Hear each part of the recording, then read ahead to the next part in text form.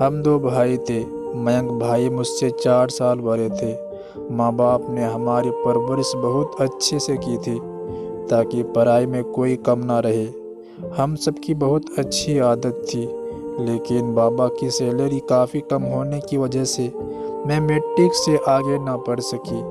उन दिनों माँ बहुत बीमार थी और बाबा की सारी सैलरी तकरीबन उनके इलाज पर ही खर्च हो जाती थी। भाई मयंक काम ढूंढ रहे थे, लेकिन उनको कहीं अच्छी नौकरी ना मिली। हमारे घर के बराबर में एक कोठी थी जो काफ़ी समय से खाली पड़ी थी।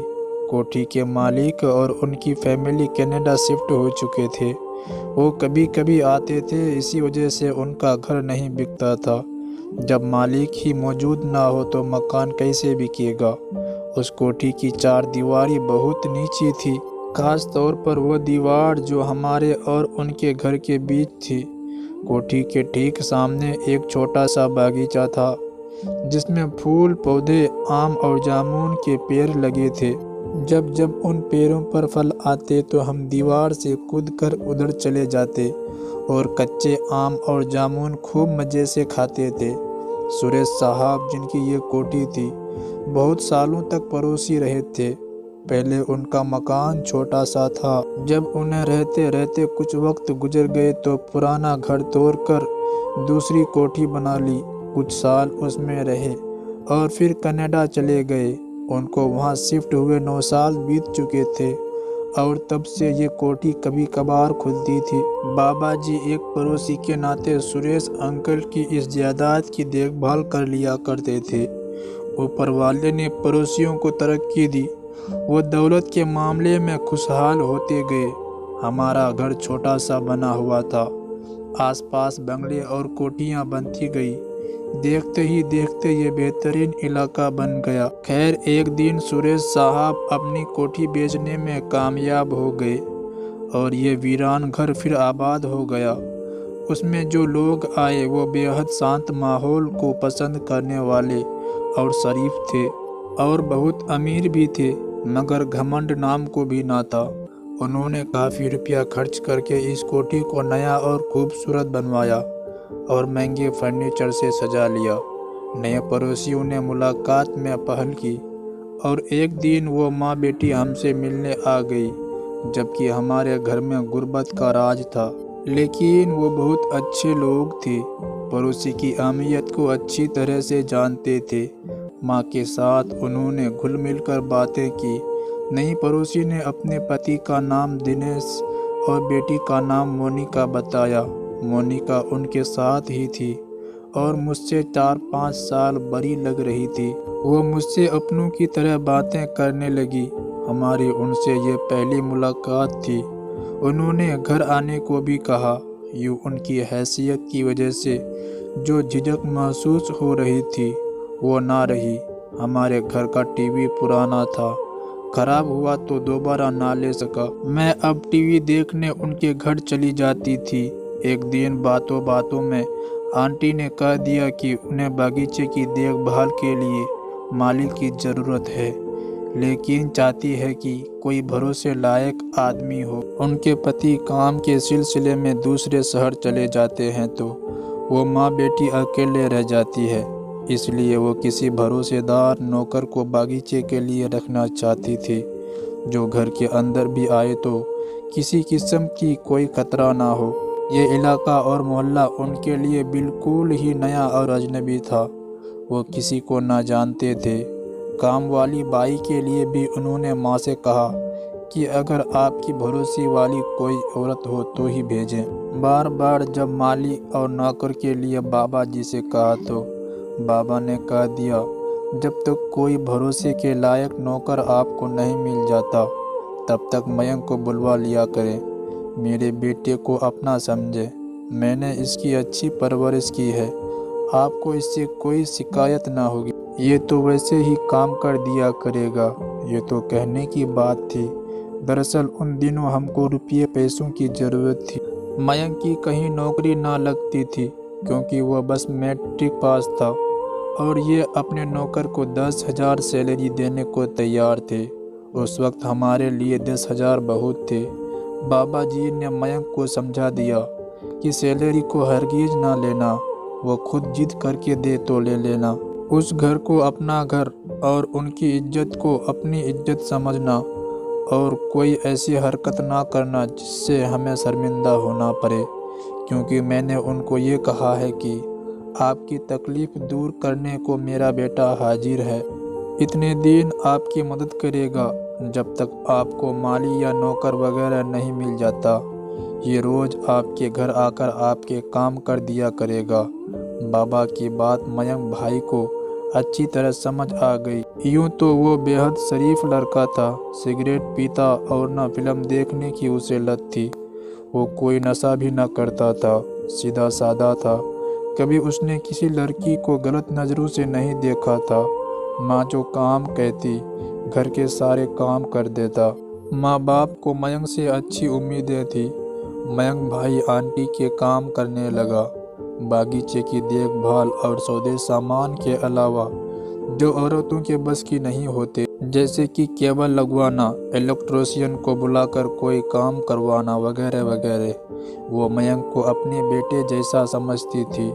वो घर के अंदर बाहर भी आ जा सकता था। और मैं रोज़ आंटी के घर टीवी देखने जाती तो वो लोग मेरी भी खूब सेवा करते। दुनिया में ऐसे लोग कम ही होते हैं। एक रोज़ रात को मेरी आँख खुली, मुझे प्यास लगी, पानी पीने को उठी तो देखा भाई की चारपाई खाली पड़ी थी। दीवार के उधर किसी की आवाज़ सुनाई दे रही थी। तभी मुझे शक हुआ और मैंने अपने घर की सीढ़ियों पर चढ़कर मोनिका के घर में झांका। हमारी सीढ़ियों से उनके घर का बागीचा नजर आता था। चांदनी रात थी। चांद की रोशनी में मैंने अपने भाई को मोनिका के बहुत करीब पाया। दोनों एक दूसरे के कानों में बातें कर रहे थे। मेरा दिल धक से रह गया। मैं डरी डरी सीढ़ियों से नीचे उतरी और चारपाई पर लेट गई। सोचने लगी, अगर बाबा की आंखें खुल जाए और उनको यूँ रात में बातें करते देख ले या फिर आंटी ही देख ले तो हमारा क्या भरम रह जाएगा। मुझे नींद न आई। तकरीबन 1 घंटे बाद मेरा भाई दीवार कूदकर सीढ़ियों पर आया और दबे कदमों आकर अपनी चारपाई पर लेट गया। मेरी सांस रुक गई थी, जैसे सांप सूंघ गया हो। बहुत प्यास लगी थी मगर पानी पीना भूल गई थी। सुबह अपने मासूम सूरत भाई को रोजाना की तरह नॉर्मल अंदाज से बातचीत करते पाया तो रात के किस्से को एक ख्वाब समझकर भुला दिया। इस बारे में किसी से बात ना कर सकती थी। माँ बाबा यहाँ तक कि मयंक भाई से भी नहीं होठ सी लिए हैं। भगवान मेरे भाई पर रहम करे, उसे कैसे मना करूँ, शर्म आती थी। सोचा जो होगा देखा जाएगा।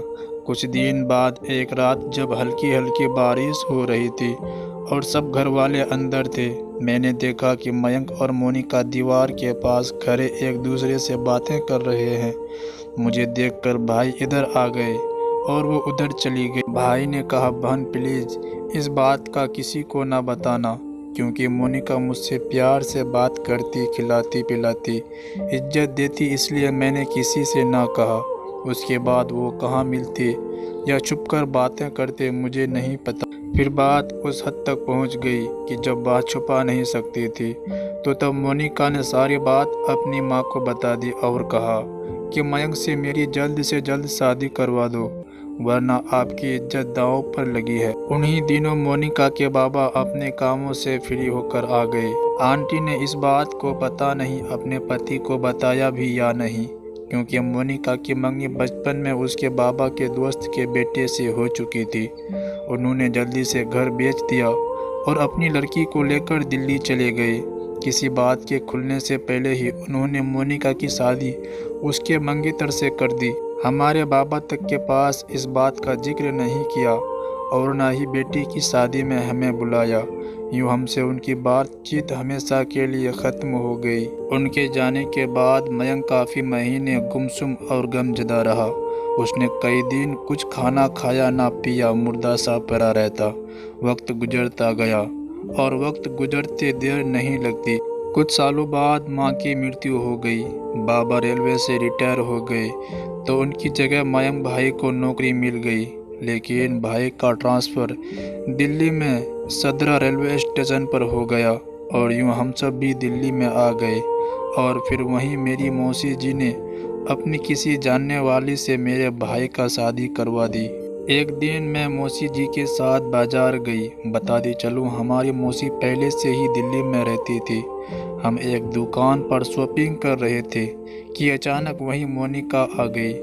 उसके साथ 2 बच्चे भी थे। मुझे देखकर उसकी आंखें चमक उठी, गले मिली और एक तरफ ले आई। बोली, तुम्हारे माँ बाबा कैसे हैं और मयंक का क्या हाल है? मैंने बताया कि माँ का स्वर्गवास हो गया है और मयंक भाई का ट्रांसफ़र होने की वजह से अब हम सब यहीं पर रहते हैं। और उसने ज़्यादा सवाल जवाब ना करते हुए मुझे जल्दी से कहा, अच्छा एक बात कहनी है, जल्दी से सुन लो। मेरा पति सामने की दुकान में अपने लिए कुछ शॉपिंग कर रहा है और मैं इधर बच्चों के कपड़े लेने आई थी। देखो ये मेरा बेटा है मोहित, तुम लोगों की अमानत है, तुम इसे ले जाओ और मयंक को कहना इसे उस ईश्वर का तोहफा समझ कर रख ले। मैं अपने पति से कह दूंगी कि वो बाजार में कहीं खो गया है। मैंने इनकार कर दिया और बताया कि मयंक भाई की शादी बाबा ने कर दी है, 5 साल हो चुकी है लेकिन उनकी औलाद नहीं है। कहने लगी, फिर तो और अच्छा है, मोहित के रूप में उसे औलाद मिल जाएगी।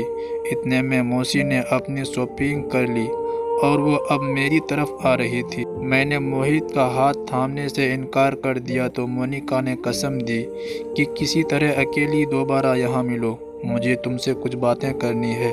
उसने जल्दी से अपना फ़ोन नंबर भी लिख दिया। इतने में मौसी जी मेरे करीब आ गई और हम दुकान से निकल गए। घर आकर मैंने भाई से मोनिका का जिक्र तक ना किया। फिर एक 3 सहेली के यहाँ कहकर दोबारा उसी जगह गई क्योंकि मोनिका ने कसम दी थी और मैं भी उसके राज को जानना चाहती थी जो अधूरा रह गया था। फ़ोन पर बात करने के बाद जब वहाँ पहुँची तो वो पहले से ही वहाँ मौजूद थी। आज उसकी बेटी साथ न थी लेकिन बेटे को साथ लाई थी। कहने लगी, तुमको भगवान का वास्ता मोहित को मयंक के पास ले जाओ, मैं अपने पति से कह दूंगी कि गुम हो गया है। आखिर ऐसा क्यों? आप अपने पास से इतने मासूम बच्चे को क्यों जुदा करना चाहती है? बस इसकी कोई वजह है। देखो ना, बच्चे तो अपने खानदान के चिराग होते हैं। जिस बाग का फूल है उसी बाग में अच्छा लगता है। तुम खुद समझदार हो और क्या कहूँ। बेशक मयंक भाई की औलाद नहीं है लेकिन भाभी किसी और के बच्चे को क्यों अपनाएगी, ये तो सोचिए। फिर ऐसा जुल्म क्यों करना चाहती हो आप? आपका बच्चा क्या आपको याद नहीं करेगा? ज़रूर करेगा, लेकिन कुछ महीने बाद भूल जाएगा। तुम उससे सगी बुआ जैसा प्यार दोगी, मयंक का प्यार भी इसे मिल जाएगा और मेरी मोहब्बत जो अभी तक मयंक के लिए मेरे दिल में जिंदा है उसे सुकून मिलेगा। मोहित के जरिए ही मेरा संबंध मयंक से जुड़ा रहेगा। उफ मेरे भगवान, मैंने सोचा कि क्या कोई औरत मोहब्बत में इस कदर दीवाने हो सकती है कि वो अपने बच्चे को इस मोहब्बत के लिए कुर्बान कर दे कि बस अपने महबूब से संबंध को जोड़ रखने के लिए। हरगिज़ नहीं, यह मुमकिन ना होगा। तभी मैंने मोनिका से कहा, दीदी अभी मैं मोहित को नहीं ले जा सकती। जिस रोज़ भाभी मायके गई होगी तो मैं आपको फ़ोन कर दूंगी और फिर उसे घर ले जाऊंगी। तब हम भाभी को बहाना भी कर सकते हैं कि हम इस बच्चे को गोद लेने के लिए किसी से लाए हैं। कह देंगे कि मयंक भाई के दोस्त जिसकी पत्नी इस दुनिया में नहीं रही, शायद इस वजह से भाभी मोहित को रखने पर राजी हो जाए। वो कुछ मायूस सी हो गई लेकिन मैं उसके जज्बाती फैसलों की खातिर कोई बड़ा खतरा मोल नहीं लेना चाहती थी। डबडबाई आंखों से मोहित को बाय किया जिसकी शक्ल इस वक्त मयंक भाई से मिलने लगी थी। तो मैं सोच रही थी कि कहीं संबंध बनाने के तौर पर ये मोनिका की कोई चाल तो नहीं है। मैं घर आकर मयंक भाई को कोई बात ना बताई, ये भी नहीं बताया कि मैं मोनिका से मिली हूँ या वो मुझसे मिली थी। मोहित के बारे में कुछ भी बताते हुए मेरे लब नहीं खुल रहे थे। एक बहन अपने भाई से ये बात कैसे कह सकती थी कि तुम्हारा आशिकाना मोहब्बत की कोई ऐसी निशानी भी इस दुनिया में मौजूद है कि जिसका तुमको पता भी नहीं है या कि तुमने भी जिसका दीदार नहीं किया है। इसके बाद मोनिका के कई फ़ोन आए लेकिन मैंने उससे बात नहीं की और ना उससे मिलना चाहा। भला कैसे मैं अपनी भाभी की ज़िंदगी में कोई मुसीबत ला सकती थी। और मयंक भाई के दिल की भगवान जाने, क्या वो मोनिका को भुला चुके थे? क्या वो पुराना जख्म अभी तक ताज़ा था? जख्म मौजूद भी होते तो उस वक्त पर खुरंड ले आता। उस खुरंड को छील देने से तो जख्म फिर से ताज़ा हो जाता है। बस भगवान बचाए ऐसी मुलाकातों से जो गुजरे पल को याद दिलाती है। प्रार्थना करनी चाहिए कि पहले तो इंसान ऐसी गलतियों से दूर रहे, और अगर इंसान से खता हो भी जाए तो किसी की ज़िंदगी को बर्बादी से बचाने की खातिर इस खता पर पर्दा डाल दीजिए, जिस पर ऊपर वाले ने खुद पर्दा डाल दिया हो। मोनिका ने जो मुझसे कहा उस पर पर्दा भी ऊपर वाले ने ही डाला था। तभी तो बदनामी के गड्ढे में गिरने से पहले उसकी शादी की शहनाई बज गई थी। और मयंक से शादी तो मोनिका का एक ख्वाब ही था। कहाँ हम गरीब लोग और कहाँ वो रईस घराना। मोनिका आज भी याद आती है तो मेरा दिल बहुत दुखता है, लेकिन अपने भतीजे मोहित को देखने का दिल करता है। आखिर वो खून है मेरे भाई का। लेकिन क्या करूं, ऐसा मुमकिन नहीं कि दोबारा मिल सकूं, क्योंकि ऐसा करने से मोनिका फिर यही कहती कि मोहित को ले जाओ। भला ये कैसे हो सकता था? कभी कभी दिल करता है कि भाई को सब बता दूं, शायद वो कोई ऐसा रास्ता निकाल ले कि मोहित को ले आए। लेकिन फिर शर्म आती है, कैसे कहूँ ये सब भाई से कि तुम्हारा एक नाजायज औलाद भी है जो कि मोनिका के पेट से हुई है। और फिर ये भी डर है कि मोनिका कब तक मोहित से जुदा रहेगी। आखिर वो भी माँ है, कभी तो उसका भी दिल करेगा मिलने को। और फिर वही मुसीबत कि भाई और मोनिका का आमना सामना होगा और कोई नई मुसीबत जन्म ले। बस इसलिए ये राज अपने सीने में दफन कर लिया। लेकिन सबको ये ज़रूर कहूँगी कि भगवान के लिए ऐसी गलती ना किया करे कि जिसकी सज़ा भी बहुत भयानक हो। आज भी सोचती हूँ कि अगर इन दोनों की मोहब्बत का दुनिया को पता चल जाता तो माँ बाप तो जीने के लायक ही ना रहते। ये तो बस ईश्वर की कृपा थी कि उसने भाई की हुई हर गलती पर पर्दा डाल रखा है। तो दोस्तों, आज की कहानी आपको कैसी लगी कमेंट में ज़रूर बताएं। और आज की कहानी से आपने क्या सबक सीखा है वो भी कमेंट में बताएं। वीडियो को लाइक कर दीजिए और चैनल को सब्सक्राइब करके घंटी को दबाकर ऑल पर सेट कर लीजिए ताकि आने वाली वीडियो आपको तुरंत मिले। मुझे दीजिए अगली वीडियो तक इजाज़त, तब तक के लिए धन्यवाद।